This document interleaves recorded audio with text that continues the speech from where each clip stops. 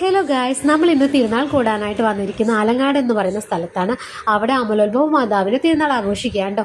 ഇതെന്ന് പറയുന്നത് വളരെ പുരാതനമായിട്ടുള്ള ഒരു പള്ളിയാണ് കേട്ടോ. പക്ഷേ കുർബാന തിരുക്കർമ്മങ്ങളൊക്കെ നടക്കുന്നത് പുതിയ പള്ളിയിലാണ്. അപ്പോൾ നമ്മൾ ആദ്യം വന്നിരിക്കുന്നത് പഴയ പള്ളിയിലേക്കാണ്. ഈ പള്ളി നിങ്ങൾക്ക് കണ്ടാൽ തന്നെ മനസ്സിലാകുന്നുണ്ട് വളരെ പഴയ ഒരു പള്ളിയാണെന്ന്. ഇവിടുത്തെ ലൈറ്റും അതിൻ്റെ ആ ഒരു ഭംഗിയൊക്കെ കണ്ട് കുറേ സമയം നമ്മൾ അവിടെ ഇരുന്നും പ്രാർത്ഥിച്ചിട്ടോ. ഇവിടെ കുറേ നേരം സ്പെൻഡ് ചെയ്തതിന് ശേഷമാണ് നമ്മൾ പുതിയ പള്ളിയിലേക്ക് പോകുന്നത്. അവിടെയാണ് തിരുക്കർമ്മങ്ങളും കാര്യങ്ങളൊക്കെ നടക്കുന്നു കേട്ടോ. ഈ പള്ളി കണ്ടാൽ തന്നെ നിങ്ങൾക്ക് മനസ്സിലാവുമല്ലോ ഇത് വളരെ പഴയ ഒരു പള്ളിയാണെന്ന്. അപ്പോൾ ഒത്തിരി സമയം നമ്മൾ അവിടെ ഇരുന്ന് പ്രാർത്ഥിച്ചു. ഇത് പുരാതനമായിട്ടുള്ള ഒരു പള്ളിയും കൂടെയാണ് കേട്ടോ. പിന്നെയെന്ന് പറയുന്നത് 4-5 അടി വണ്ണം ഭിത്തിയുള്ള ഒരു പുരാതന ദേവാലയമാണ്. 19-ാം നൂറ്റാണ്ടിൽ മുമ്പ് കേരളത്തിൽ പണിയപ്പെട്ട ദേവാലയങ്ങൾ ഏറ്റവും വലുതാണ് കേട്ടോ. അതവിടെ എഴുതി വെച്ചിട്ടുണ്ടായിരുന്നു കേട്ടോ. അതുകൊണ്ട് നമുക്ക് മനസ്സിലാക്കാൻ സാധിച്ചതാണ്. പിന്നെ കുറേ കാര്യങ്ങൾ അറിയണം എന്നുണ്ടായിരുന്നു ഈ ദേവാലയത്തിനെ കുറിച്ച്.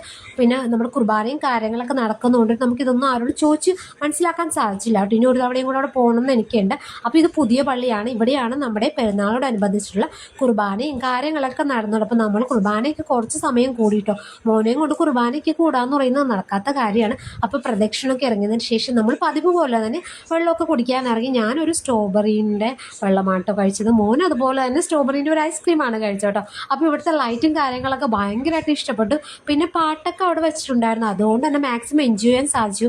പക്ഷേ പാട്ടൊന്നും എനിക്ക് ഇവിടെ പ്ലേ ചെയ്യാൻ സാധിക്കില്ല കേട്ടോ. കാരണം വല്ല കോപ്പറേറ്റീവ് കിട്ടിയ പണിയാണ്. അതുകൊണ്ട് ഞാൻ പാട്ടൊന്നും ഇവിടെ വയ്ക്കുന്നില്ല. അതിനുശേഷം എന്ന് പറയുന്നത് മാതാവിൻ്റെ ഒരു ഗ്രോട്ടി ഉണ്ടായിരുന്നു അവിടെ. അത് നല്ല മനോഹരമായിട്ടാണ് അവിടെ അലങ്കരിച്ചിരിക്കുന്നത്. നമുക്ക് അതിന് താഴെ തന്നെ വെള്ളമൊക്കെ ഉണ്ട്. പിന്നെ നല്ല കളർഫുൾ ആയിട്ടുള്ള മീനുകളും കൂടി ഇട്ടിട്ടുണ്ട് കേട്ടോ.